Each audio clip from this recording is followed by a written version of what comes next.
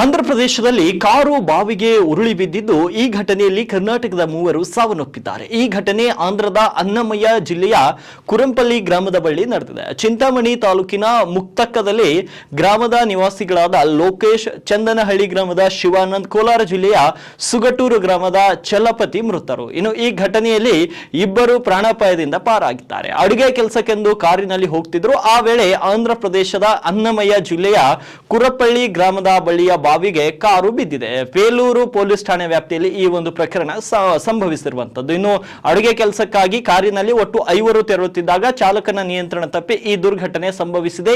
ಈ ಘಟನೆಯಲ್ಲಿ ಚಿಂತಾಮಣಿ ಮೂಲಕ 5 ಮೃತಪಟ್ಟಿದ್ದಾರೆ. ಇನ್ನುಳಿದಂತ 2 ಬಚಾವ್ ಆಗಿದ್ದಾರೆ. ಬಾವಿ ಆಳವಾಗಿದ್ದರಿಂದ ಕಾರ್ನೊಳಗೆ 3 ಮೃತಪಟ್ಟಿದ್ದಾರೆ. ಇನ್ನು ವಿಷಯ ತಿಳಿಯುತ್ತಿದ್ದಂತೆ ಸ್ಥಳಕ್ಕೆ ಸ್ಥಳೀಯರು, ಪೊಲೀಸರು ಸೇರಿ ಬಾವಿಯಲ್ಲಿ ಬಿದ್ದಿದ್ದ ಕಾರನ್ನ ಮೇಲಕ್ಕೆತ್ತಿದ್ರು. ಮೊದಲಿಗೆ ಸ್ಥಳೀಯರು ಹಗ್ಗಗಳನ್ನ ಹಾಕಿ ಕಾರನ್ನ ಮೇಲೆತ್ತಲು ಪ್ರಯತ್ನಿಸಿದ್ರು. ಆದರೆ ಅದು ಸಾಧ್ಯವಾಗಲಿಲ್ಲ. ಬಳಿಕ ಕ್ರೇನ್ ಮೂಲಕ ಬಾವಿ ಒಳಗಿದ್ದ ಕಾರನ್ನ ಹೊರತೆಗೆಯಲಾಯಿತು.